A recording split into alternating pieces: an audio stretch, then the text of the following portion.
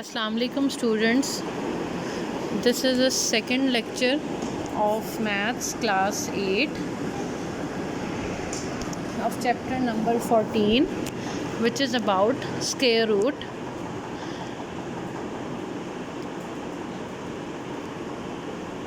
Square root of a decimal fraction.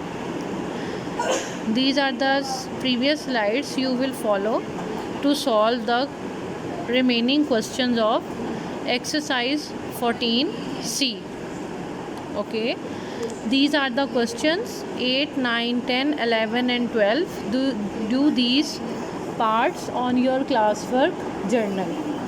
Now we are going to start exercise 14D.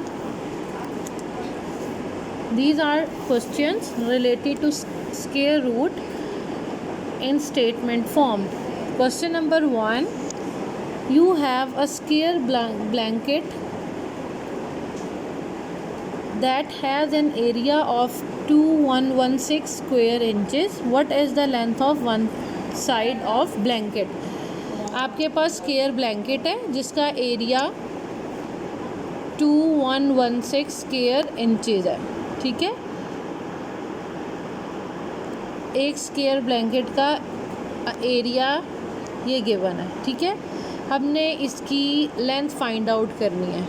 बेटे आपको पता है कि स्क्वायर की 4 साइड्स जो होती हैं वो आपस में इक्वल होती हैं, तो हम किसी भी एक साइड की अगर लेंथ कैलकुलेट कर लें तो रिमेनिंग भी आपके पास वही आएंगी. ठीक है, area of square, as you know that the area of square is equal to L square. ठीक है, यानी कि जितनी भी साइड्स ऑफ लेंथ होती हैं उनका स्क्वायर. आपके पास एरिया 2116 स्क्वायर इंचेस गिवन है. साइड जो आपके पास side square is equal to 2116. ठीक है, दोनों हमने taking square root on both side. अब हम इसका स्क्वायर रूट लेंगे 2116 का.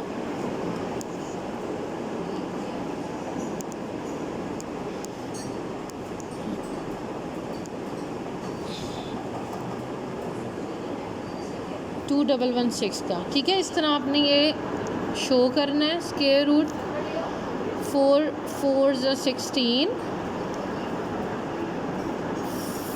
5 नेक्स्ट पेयर 16, 4 2 8. अब आपने 8 के साथ चेक करना है. If we check 84 4 4 16, 8 4 32 and 33. ठीक है, और चेक करते हैं. 86 6 6 36, 51. 86 6 516. ठीक है, तो जो आपके पास आंसर आएगा वो आपके पास है each side of blanket is 46 inch. ठीक है, this is the answer.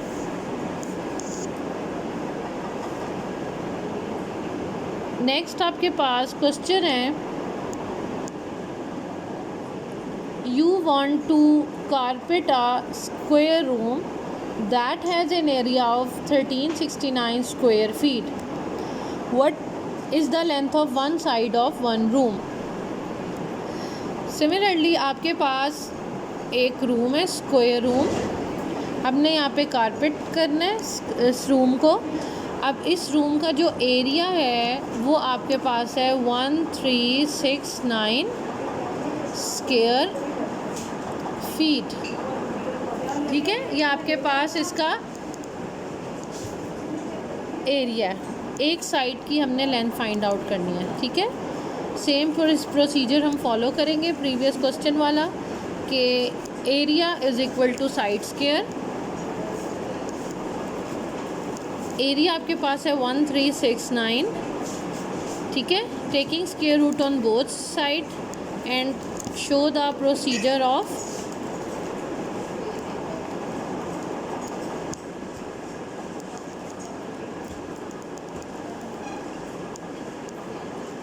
One 1369. ठीक है, इसी तरह हमने इसका स्क्वायर रूट लेना है और इसका आंसर फाइंड आउट करना है. ठीक है, the answer is the length of one side of one row. बेटे नेक्स्ट क्वेश्चन है question number 3। There are 500 children in a school for a PT drill. They have to stand in such a manner that a number of rows is equal to the number of columns. How many children would be left out in this arrangement? आपके पास एक school में 500 children है, ठीक है।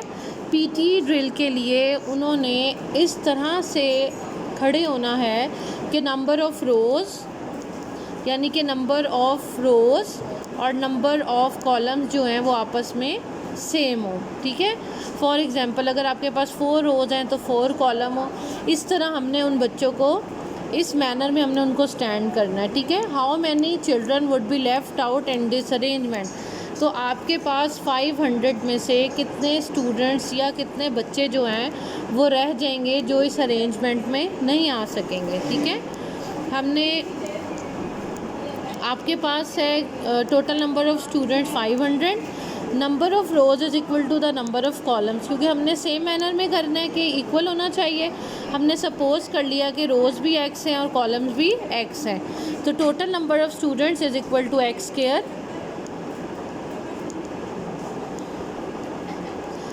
आपके पास यहाँ पे x square total number of students 500 है, हमने 500 का यहाँ पे स्क्वायर रूट लिया डिवीज़न मेथड से। आपके पास you need to find the least number that must be subtracted और 500 so as to get a perfect square. अब देखो ये आगे फर्दर सॉल्व नहीं हो रहा, हम यहाँ पे क्या करेंगे, आपके पास लीस्ट नंबर चाहिए, तो अगर हम 500 में से 16 सब्ट्रैक्ट करेंगे तो हमारे पास परफेक्ट स्क्वायर आ जाएगा, ठीक है। 16 आपके पास रिमाइंडर है। So the 16 students will be left out in this arrangement. This is the answer of this question. Beta, this is your homework. Do question number 8, 9, 10, 11 and 12 of exercise 14C on homework journals. Thank you.